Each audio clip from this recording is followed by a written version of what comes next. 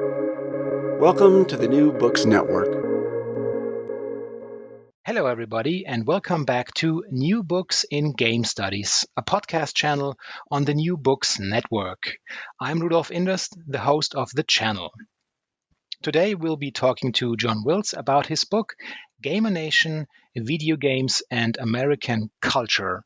In his book, he examines how video games co-opt national landscapes, livelihoods, and legends, arguing that video games toy with Americans' mass cultural and historical understanding. John shows how games reprogram the American experience as a simulated reality. John, welcome to the show. Thanks, Rudolph, and great to be here on the New Books Network. Thanks for the opportunity. John, I wonder if you could begin the interview by telling us a bit about yourself. Of course, including your favorite video game and the one or the ones you're playing currently. Thanks, Rudolph. Well, I'm the cultural historian at the University of Kent in the UK, and I focus on American popular culture, and I've kind of branched into game studies over recent years. In terms of playing video games, that's a longer story than my academic story. I've been playing video games since I was a child in the 1970s, so I was probably one of the first generation of gamers, I guess. And one of my earliest experiences is playing Breakout, that kind of tennis bat and ball game at the local, in the UK, fish and chip shop. So playing a game when I was growing up in the arcade there. I would say that, yeah, definitely I'm a gamer, and my dedication is varied across the eras, but I have a few favorite machines and favorite video games. I have my own MB Vectrix from the early 1980s, and I like Sega machines like the Saturn and Dreamcast. And in terms of video games, I guess things like Daytona USA, GoldenEye on the Nintendo 64, Shenmue, and more recently video games like Fire Emblem, Three Houses, Wasteland 3 on the PlayStation 4 I like, and currently I'm playing Metroid Dread, which is a kind of retro video game title. So yeah, I still play video games, but yeah, my job sometimes gets in the way a little bit, but yeah, I'm definitely a gamer. Now, isn't that something we're all struggling with, right?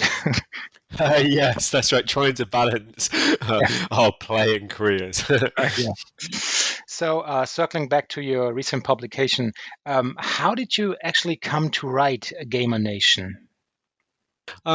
Well, around 20 years ago, which is a long time actually, I wrote an article exploring how video games were depicting nature. At the time, I think I just finished a PhD in US environmental issues. So I was interested in how do we depict the natural world. But I was also, as I said, a gamer, and I thought, oh, how do video games tackle the organic? How does the digital tackle the organic world? So I wrote a piece there, but I left it. I didn't really go back to it. I didn't explore games that much, which in retrospect I probably should have done. And then about 10 years ago, I wrote an article on how the American West was set.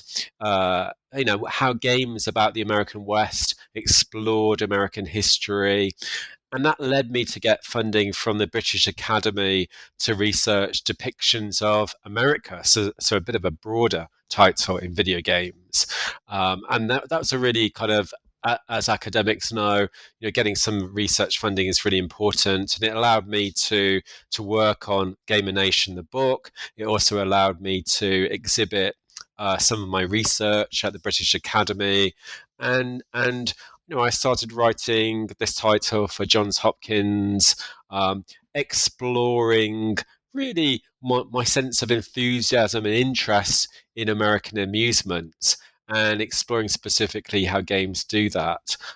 So yeah, it kind of flowed quite organically, but over quite a long time frame, probably longer than I'd imagined, because I get caught up in other projects at the same time.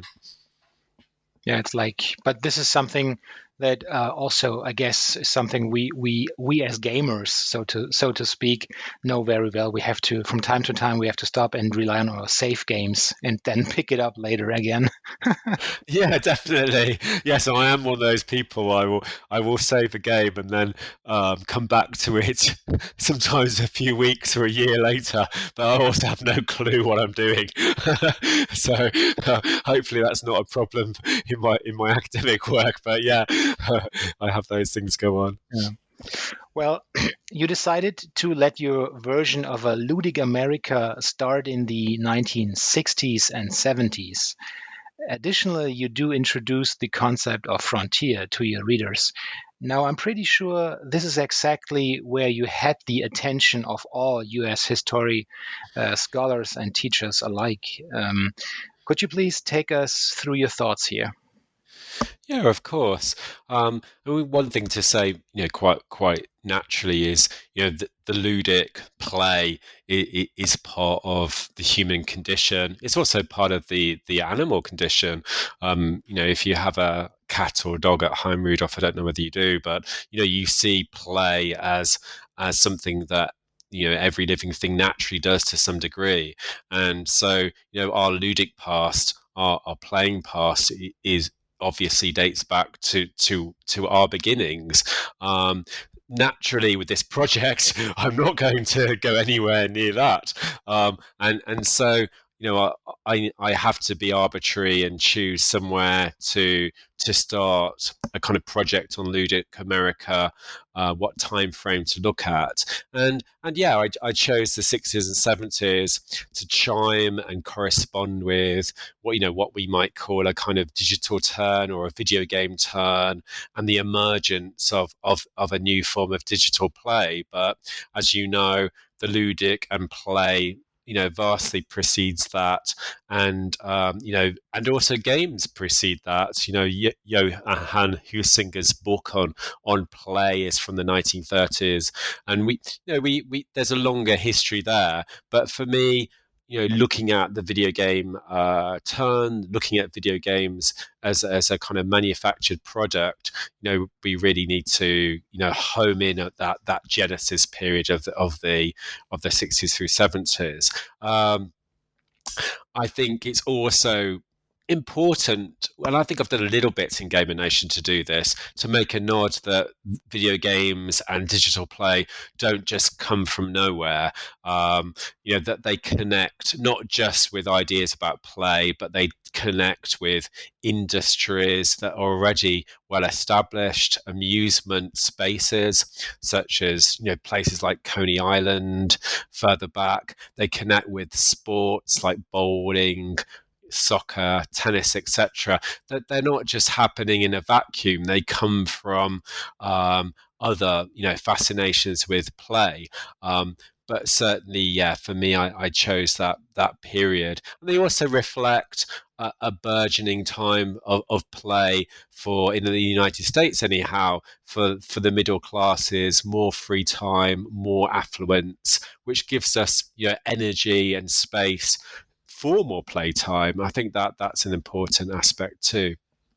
In terms of the frontier, yes, it's a big word, isn't it? I can remember when I was looking at Western history when I was doing my PhD back in the 1990s, and I read an article about.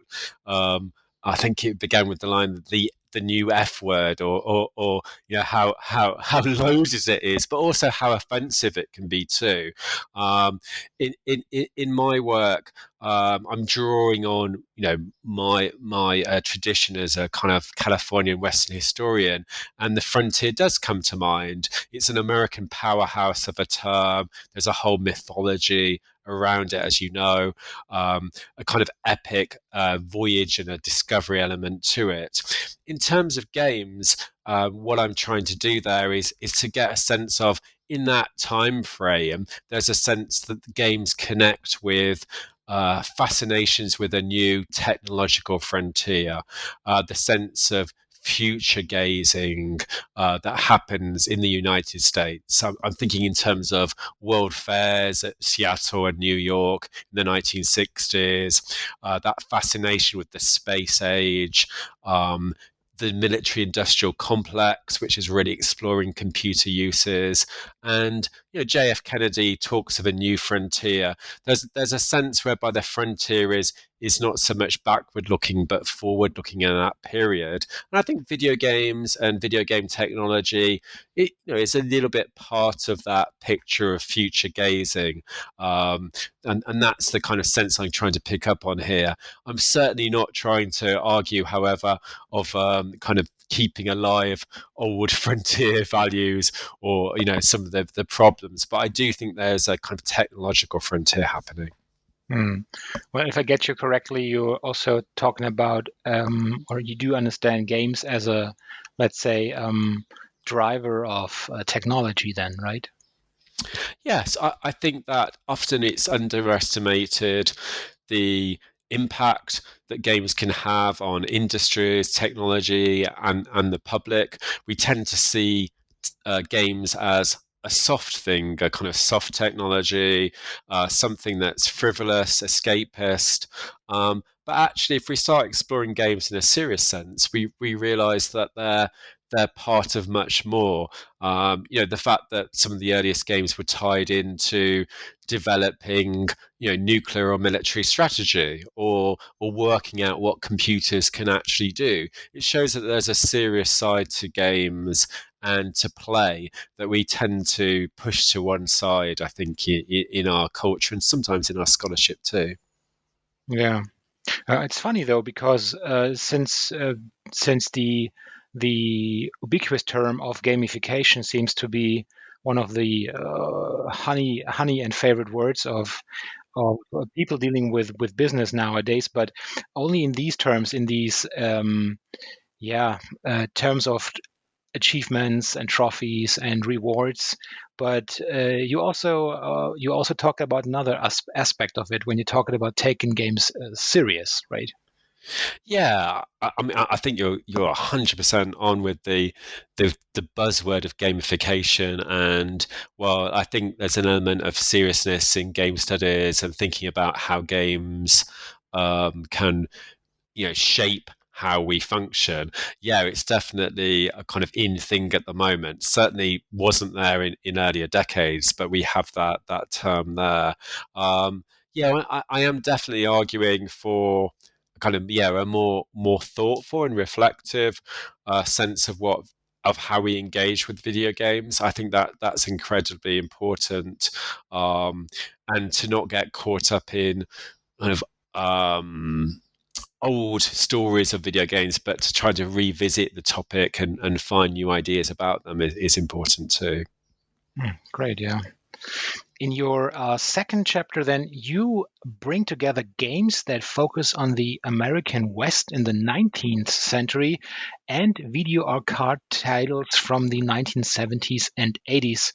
Now, I must confess, I had to smile reading this very chapter, since one of my students told me recently that she was very sorry to have missed this great time period of arcade entertainment. And of course, I had to ask her where she might have stumbled upon the depiction she had in mind. And guess what? Of course it was, ta-ta, Stranger Things. That's a brilliant story, and I think a few of my students have said that too. So I teach a module on games and history, and there's now almost a little bit of a mythology or novelty, at least, over imagining what arcade spaces were like and what arcades were like in the 1970s and early 80s. I think, yeah, we are now caught up in nostalgia for that period. There's a special fondness, isn't there, as there is, for a generation or two ago. It's currently for the 1980s, and we can see that just in terms of what the last few weeks, the Top Gun movie, people have a kind of recreated romantic eye on that period, and I think video games are one of those big popular culture items from that period. And for those who didn't have those lived experiences. They're now watching them, aren't they, through Stranger Things and other programs. I think it's also, it is an interesting time. There's some new work coming out on arcade spaces. There's a sense of understanding them as distinctive social areas. We also have, this is a great time when the first video game genres are decided. What does a video game do? What sort of games are there? It's a time of exploration and inventiveness, and a lot of the games that we play today are still based around ideas and concepts that come from that period. In terms of the American West in games, naturally, again, because my PhD was on California, I had a sense of, how has the American West been depicted? And for me, it's very interesting how, traditional stories such as those of the West were sometimes, not always, but occasionally used to draw people into what was a new media item, to draw people into video games and a new technology. The great example of this is the Midway series of two arcade machines, Gunfight and Boot Hill, which were arcade westerns. They were set around a duel between two cowboys.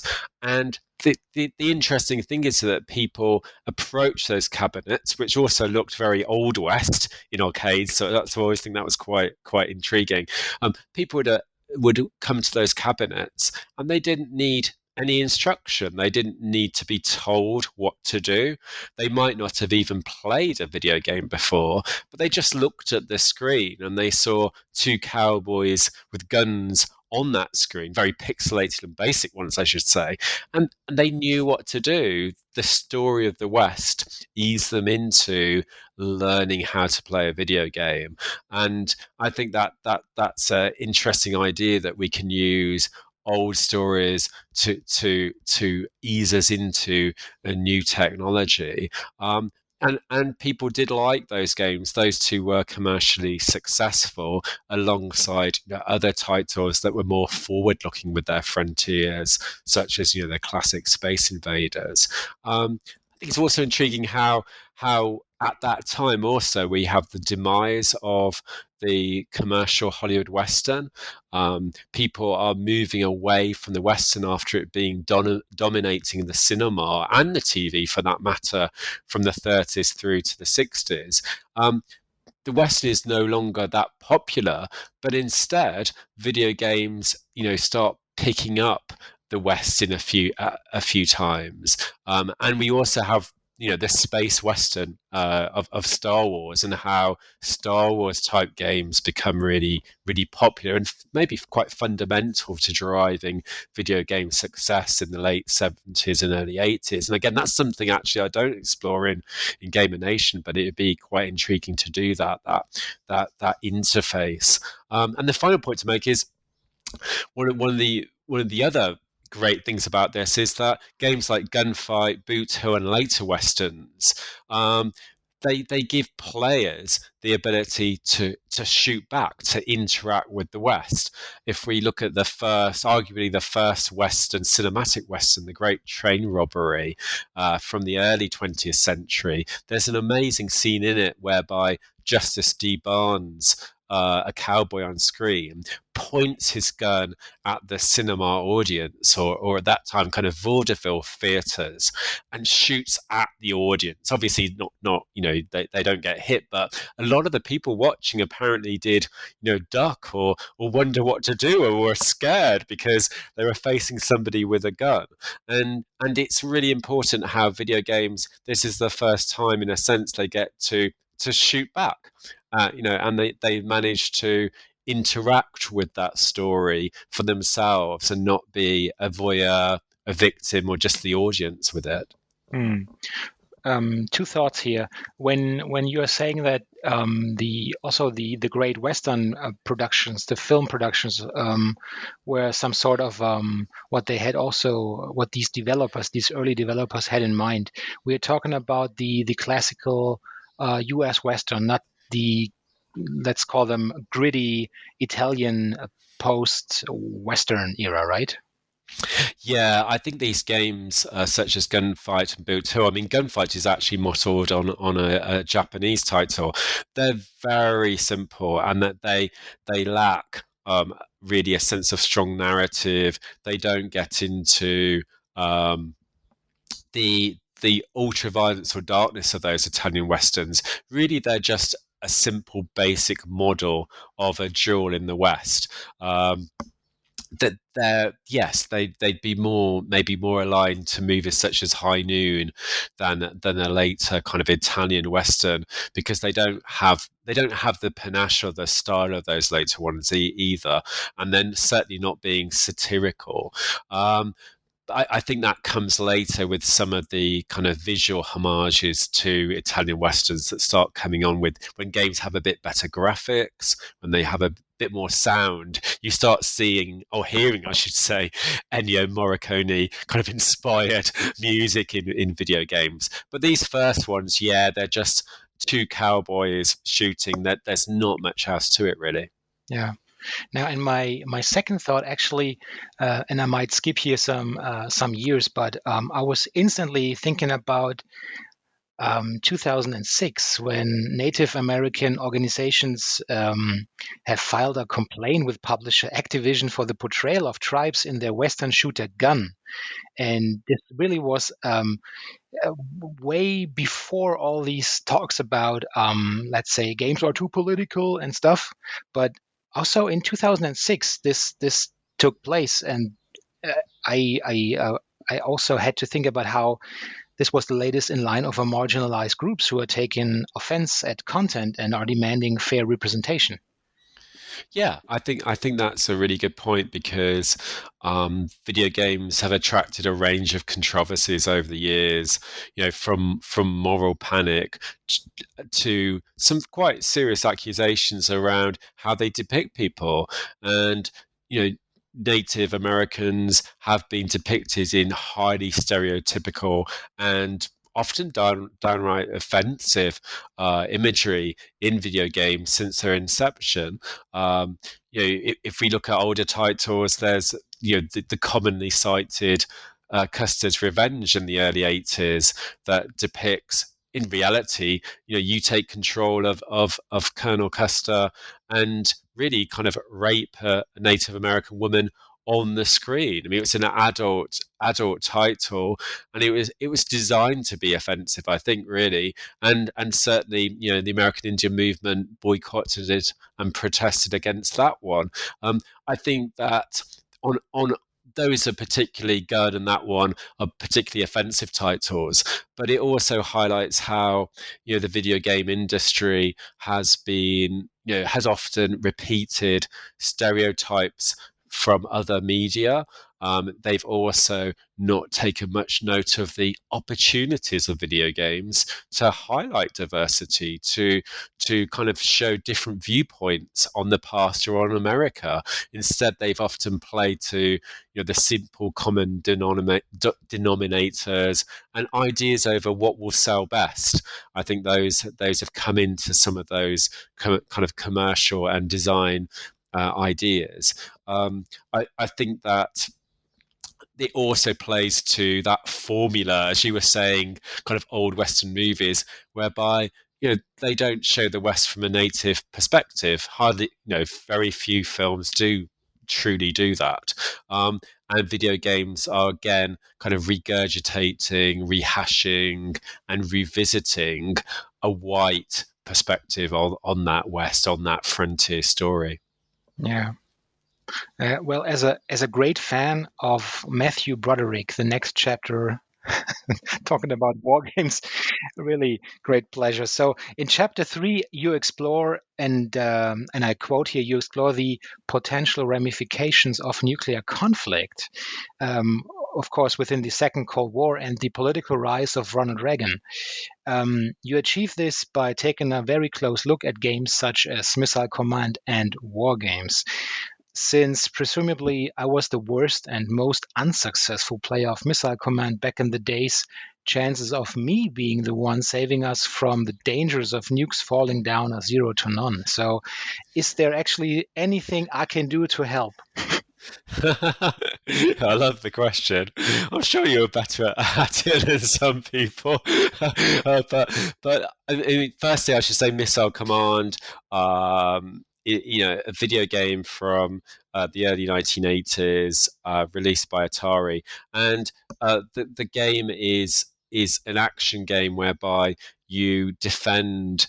Usually, I think it's 4 or 5 cities from incoming missiles, which were originally designed to be ICBMs, nuclear missiles, raining down on your cities. And you attempt to shoot them down using your own technology, creating these quite spectacular at the time pixel kind of clouds.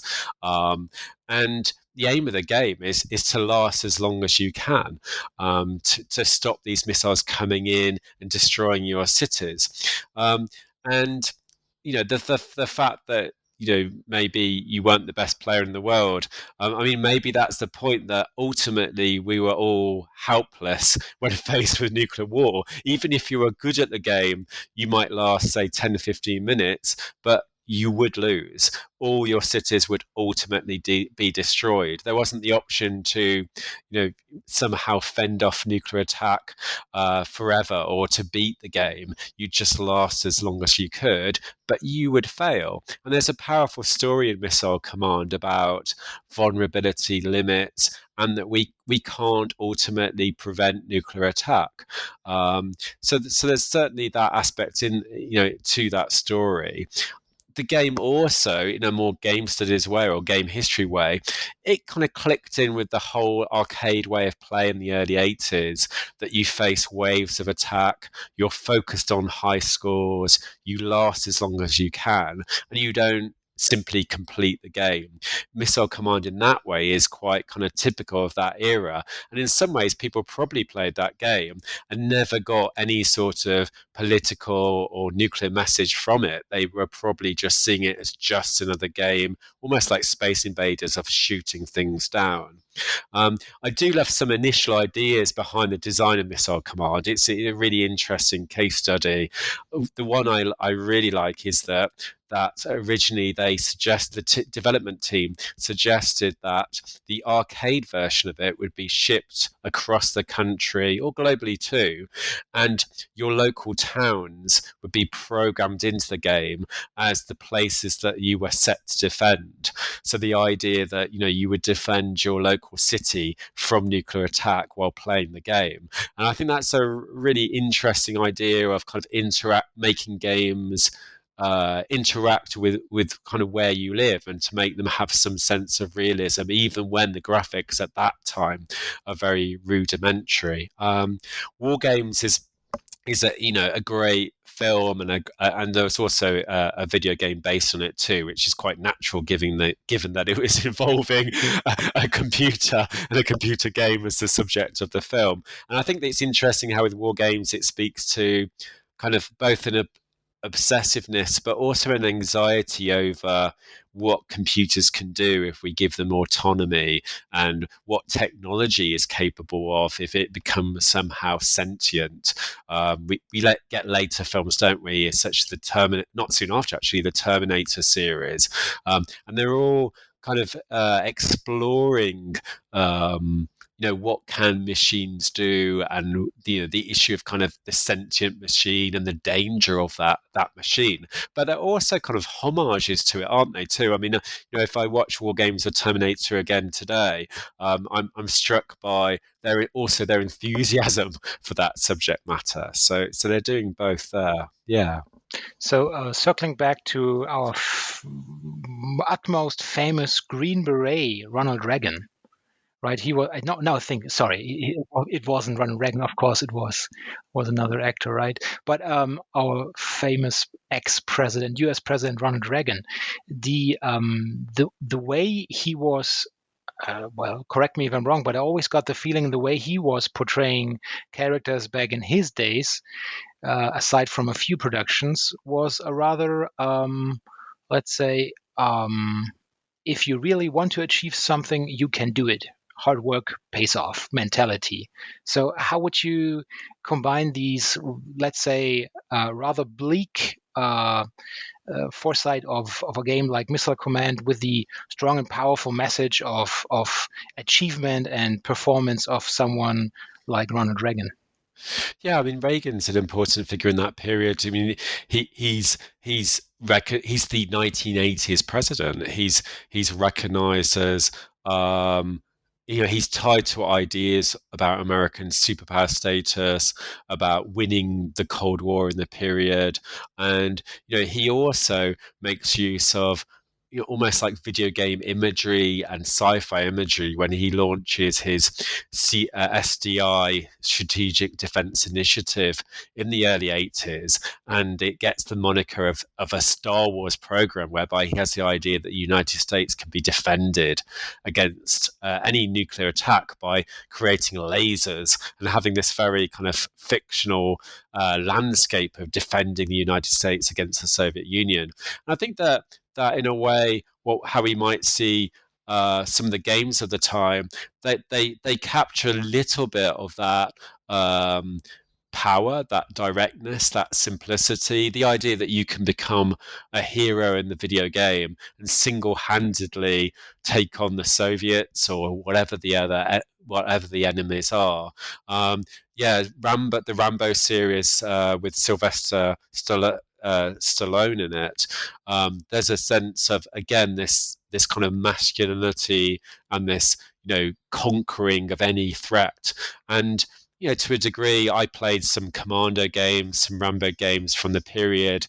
They're very kind of cartoony, but they do give a degree of kind of empowerment to them, and certainly this binary world of heroes and villains, and that you're on the good side and every single character you come across in the game is on the bad side and you just get rid of them. There's a very there's such a simplicity and naivety over those gamescapes and those ideas, and I think Ronald Reagan, when he situated the Soviet Union as the evil empire and the kind of villain of the world, he was doing the same sense of appealing to our wanting of binaries, that we're the good guys and they're the enemies. Yeah. Do you sense some sort of comeback given the current political situation with Russia? I don't know yet. I think that the Call of Duty series has at times traded in those sense of binaries. I think that Donald Trump, his whole platform of making America great again was trading again in kind of binaries and this sense of America as the hero nation. That there's elements of that actually to some extent presage the immediate threat of Russia today. I think maybe in the US setting it's been going on for a few years actually. Whether they have kind of fully whether video games have fully explored that, I don't think they have yet, but they've certainly traded for some time in simple ideas of heroes and villains. I see. Yeah. Well, that's interesting. John, the next chapters take a bit of a jump forward on our timeline then. Chapters 4 and 5 do center around the attacks of 9/11 and the following, what has become known as the War on Terror. Furthermore, you also pose a very interesting question, and I quote here: do games of the 2000s play a similar role as Rambo films of the 1980s in dealing with national trauma? Well, I have to ask then, do they? I mean, to some degree, there's a sense of rescuing America in these titles. 9/11 was a huge, traumatic, and startling event that started the 21st century, and an attack on American home soil, is a huge deal, and naturally so. I think that it's inevitable that 9/11 shapes popular culture as well as military actions such as the war on terror. Video games actually struggle, in a sense, to respond to that event because they're seen as too frivolous and too lightweight to take on the heaviness of 9/11. So many of them at the time eliminate references to New York City. They simply don't go there. While Hollywood censures for a few years, video games stay well clear of 9/11 because it's such a hallowed ground and it's such a serious topic, and that's one issue there. But I think what they do, and which is the point I think I was trying to make with that chapter, is they also they explore it, but from a broader, more abstract idea of getting back at terrorists, or rescuing America, or winning a war, it may be on a video game, but you're still winning the war and beating terrorists. And citizens who lived through 9/11, maybe they do want a sense of feeling important, not feeling powerless, feeling like they're doing something. And those video games, to a small degree, they offer some sense of reward and catharsism by you playing them and you beating beating the terrorists, you winning the game for America. I think that's the kind of thing I was trying to explore a little bit there. Obviously, it is still not on a kind of serious level of engagement, and it does highlight how sometimes video games have struggled with serious events. A game that looked at the Columbine school massacre, for example, that explored on some level what it was, what that school killing was about, but was hugely lambasted in the press. I think that there's a fine line, and video games can still have a sense of being criticised and being looked at very critically when they deal with serious topics. Yeah. Do you share the belief that, or the estimation that we're talking mostly about action titles or shooter titles? Because I was just thinking, wouldn't this have also been a possibility for, let's say, I don't know, strategy games, or I'm not so sure, but maybe even thinking of construction, building simulators, or rescue missions within the twin towers, in order to get help, or finding miss peoples, something like this. Yeah, I think that's a really interesting and original point, isn't it, that you made there? Because actually, what happens is, we get mainstream first-person shooters. We get games about killing, and those are games also whereby we have the first-person point of view on these things. They're a lot more visceral. They're very action-orientated, and they're often a bit more linear in terms of narrative too. The game being didactic and telling us how to think a little bit. Yeah. Those have been the more common forms, but we haven't we haven't explored other ways of treating these topics and other gamic ways of treating them. I think you're, just your idea of rescuing. There were a few kind of fire surface games, but not ones focused on 9/11, that have come out over the years.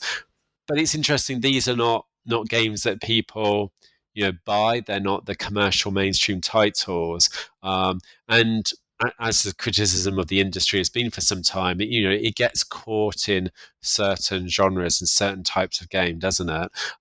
Whereas there's a lot more opportunity to explore history, to explore politics, from different approaches and different game ideas.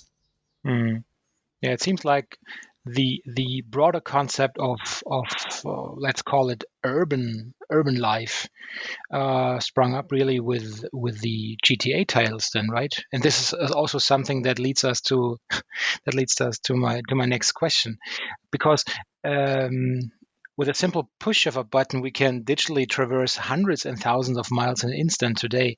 And this is exactly what you do in your seventh chapter then. You leave New York City behind, how could you, and settle down at the West Coast in order to gain a deeper understanding of the way developer powerhouse Rockstar has reimagined their version of a Los Angeles. So while it seems that every gamer out there, including me, is waiting for the next iteration of GTA, what did you find out by examining the ones already existing? Yes, I mean, and also the book, yeah, it highlights how the book does jump around a bit, doesn't it? When we're jumping from one end of the country to the other.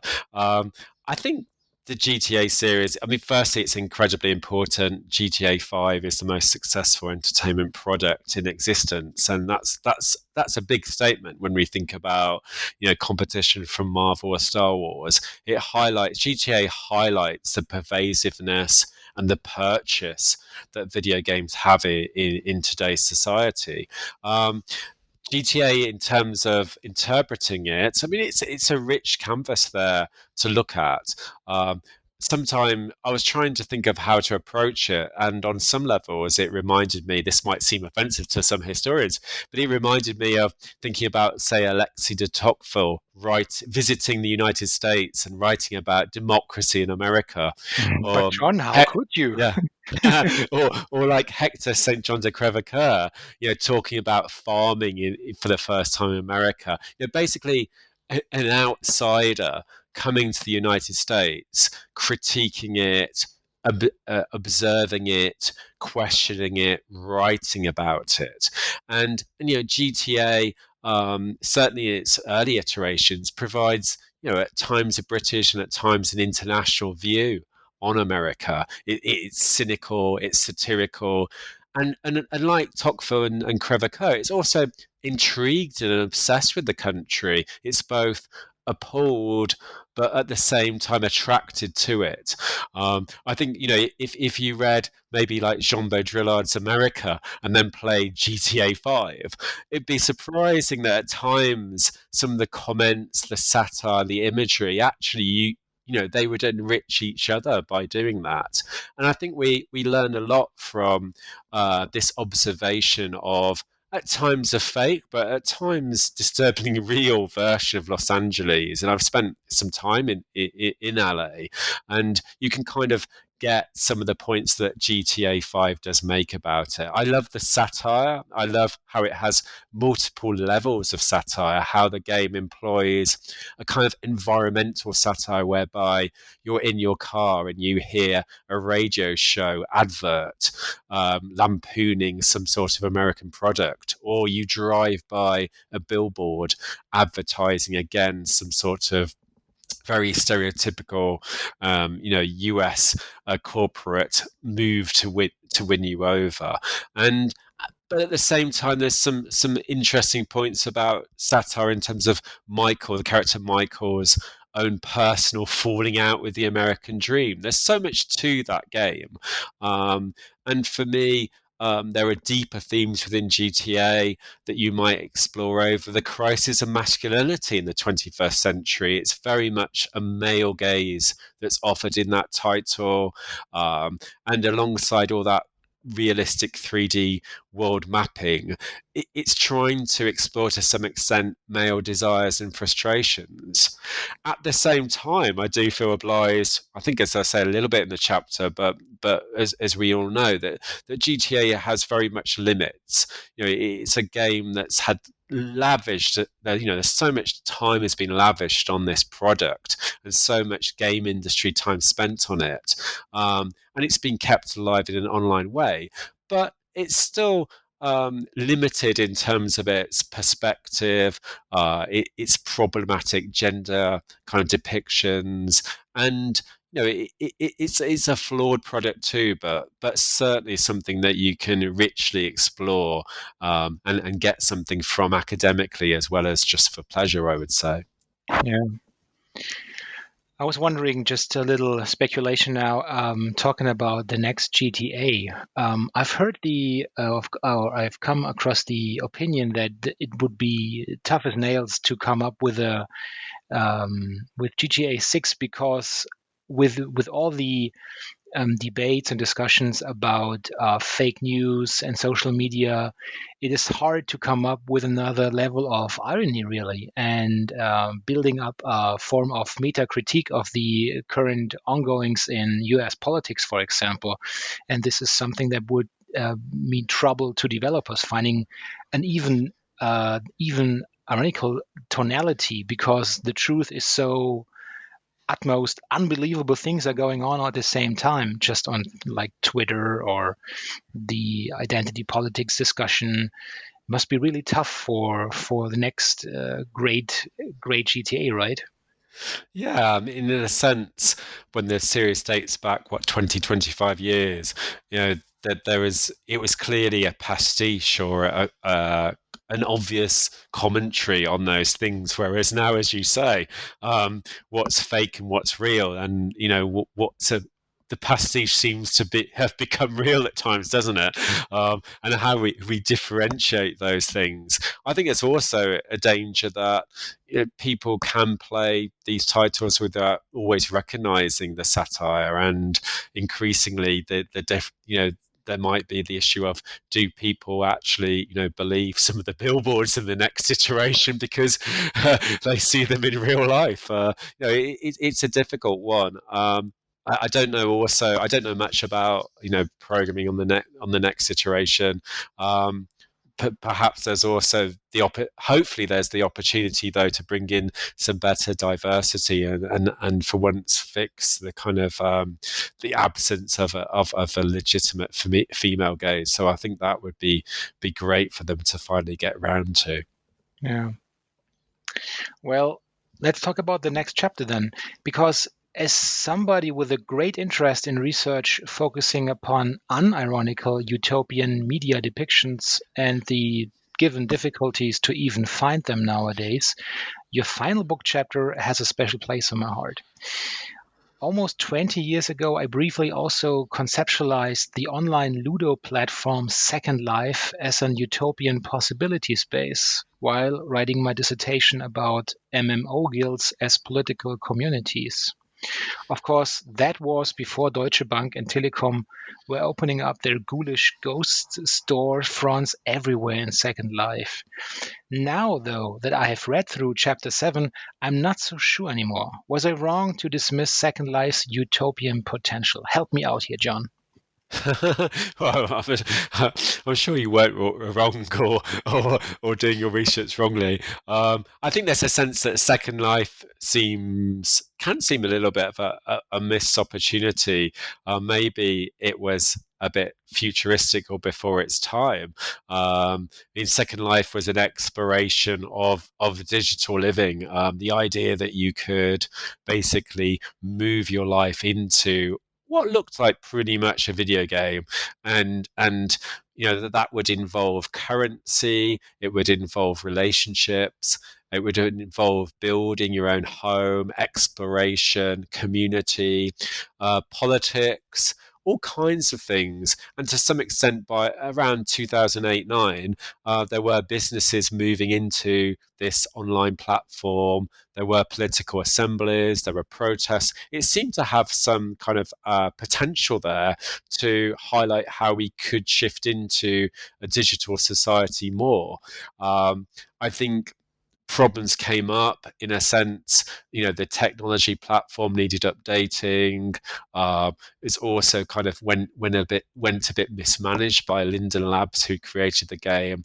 But there's a powerful immersion value to it, and I think that maybe actually that kind of idea will increasingly speak to us again, that you can make a shift to digital living more, that you could maybe create your own kind of utopian space or found new relationships in the digital world. I love when I explored the game. I love some of the reference in it. I mean, you had players or people who inhabited Second Life creating versions of Yosemite or great landscapes, and you had some very intriguing communities who had spent years online meeting up every day and clearly cared for each other. But I think there's a sense that some of the democratic rhetoric, some of the potential of what a digital utopia could be, that certainly had gone when I visited the game. In a sense, the reality of when I looked at Second Life was it was more around of digital ruins and some weird kind of cults online there. And so it was more a kind of dystopia than a utopia. And it also highlighted how online worlds are precarious things, and that something might grow for a few years, but then it could just be disconnected or disappear, highlighting how ephemeral these projects can be, however big or utopian they start. So the metaverse, is it bound to become the next Second Life then? I don't know. You tell me. It could well be. I think it's going to be a difficult prospect. I mean, we have kind of embraced digital lives on so many levels now, haven't we? That the idea of getting that right, or one company or one idea dominating that, I think we're at the point whereby we have so many different choices and different interactions that it's hard for one thing to take hold. Well, we've taken a lot of your time, so let's bring this thing to an end. What are you working on now? And of course, what will you be playing next? Well, I've just finished an edited collection on Red Dead Redemption, the Red Dead series by Rockstar, with Esther Wright at Cardiff University. So Esther and I have put a lot of energy into that book, and that comes out in the spring. Red Dead Redemption: History, Myth, and Violence, the video game West. I'm still working a little bit on Red Dead myself, looking at ideas about time in the game. That's what I'm currently interested in. And I'm trying to do a small exhibit on games for the Medway Gaming Festival, I think, if I can get organized quick enough. In terms of playing, I need more time for this. I'm looking forward to a few kind of retro titles. I think there's a version of Advance Wars, Perfect Dark, Metroid Prime. There's a few oldies that are being reimagined that I'll probably be overexcited with, and then have not enough time to play. But hopefully I will get there. Yeah, that's about it, I think. Yeah, so there's a lot to do. Sounds like a great project, though. I can't wait to get my hands on that Red Dead Redemption project you're working on. I want to thank you for being on the show today, and I really enjoyed it. So take care and goodbye. Thanks so much, Rudolph, and thanks for the opportunity. See you soon. Bye.